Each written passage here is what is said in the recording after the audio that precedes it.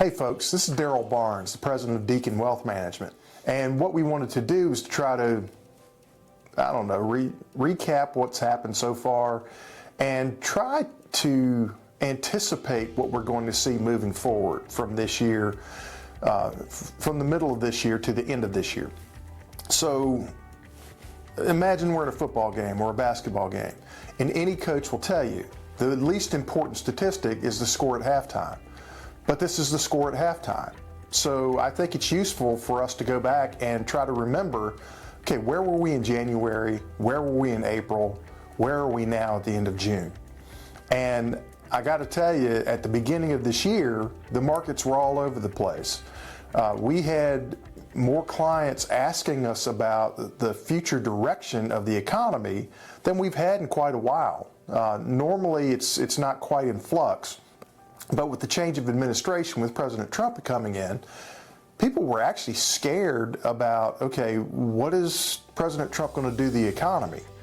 Well, as a businessman, I can tell you that his goal is to try to make the economy as strong as possible, because that helps all of us in the long run. We need to try to create wealth. And at Deacon Wealth Management, what we try to do is to maintain and enhance your wealth for generations. We look at ourselves as stewards of assets. And that being said, if you looked at the market in April, okay, the tariffs came out, and it was called the tariff scare, and the market dropped like crazy. People were saying, hey, what do we do next? And my response was, okay, we have some cash on the sidelines, let's put that to work. And people, they were looking at me like I was the man in the moon. You know, what are you talking about? This is terrible. Well, that's the best possible time to invest. So we have some lingering effects of tariffs at this point. We don't have a lot of tariff trade agreements in place right now, and they're kind of a moving bogey, so to speak. Trump is actually using them as bargaining tools, okay, a lot of negotiation tools, which I think is very useful. I think tariffs as an economic policy are a horrible way to manage an economy. And if you'll see, the countries that have been imposing tariffs on the United States are typically not as strong as we are.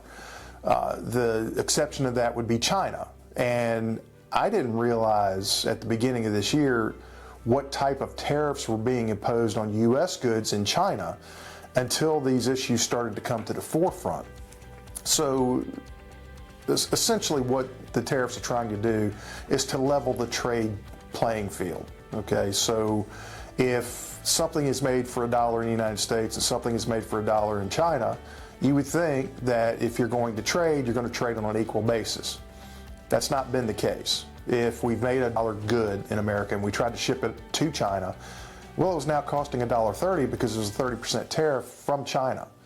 And if they made a product for $1 in China, we were selling it in the United States for $1. Okay, so that's an uneven trade equation.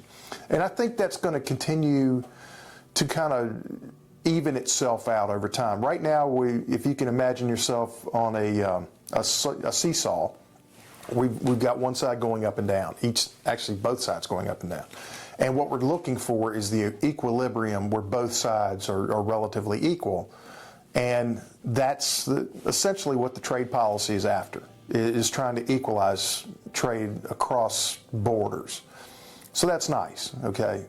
But the market really responded negatively to that in April.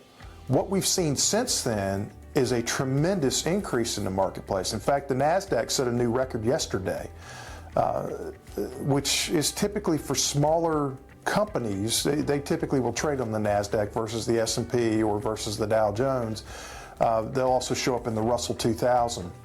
Those are indexes that we check and monitor, and we actually measure ourselves against. And we've been pretty fortunate here at Deacon Wealth. Our growth portfolio and our moderate portfolios have both really done very well, and we hope that will continue.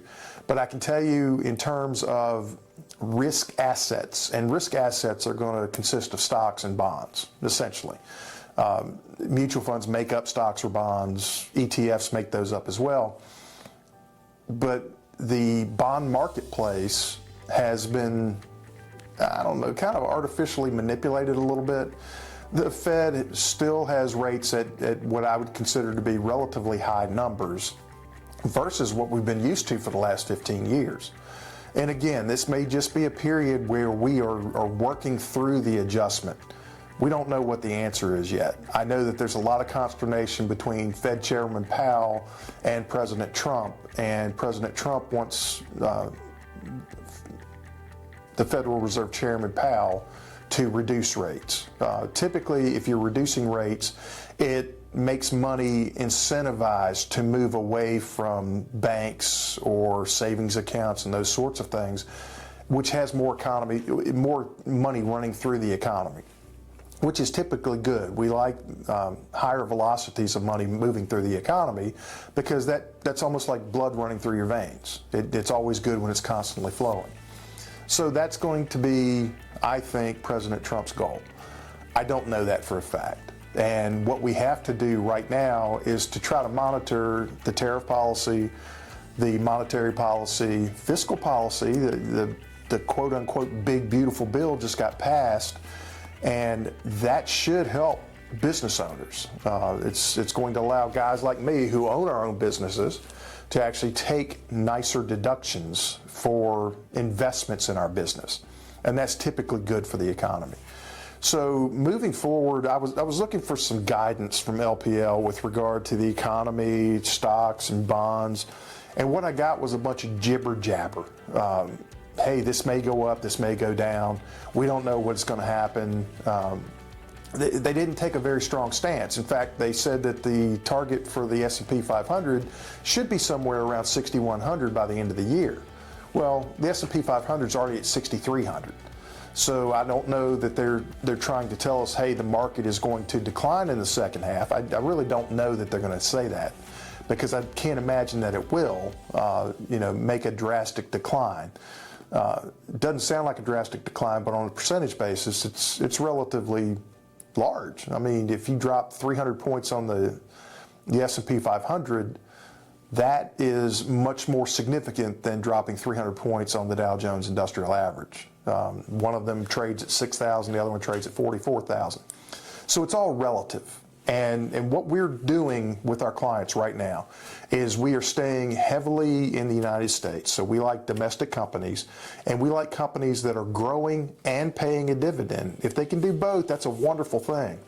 And if you are trying to generate income with portfolios, that's a good way to do it, is to utilize a stock portfolio rather than a bond portfolio. People think of bonds as being less risky assets, but bonds will actually trade counterintuitively. If you think that interest rates are going up, hey, I need to invest in the bond market so that I can get a higher interest rate, well, that typically means you're going to get a lower price on that bond. So bonds can actually be as risky as stocks, unless you hold them to maturity, in which case, you're typically looking several years down the road.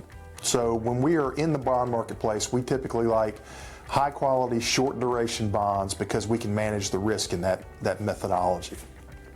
So long story short is I'm kind of like LPL right now. I can't tell you the direction we're going to go, other than I think it's a positive direction. I think when the United States is strong on an international stage, okay, and we were looking pretty weak on an international stage the last few years.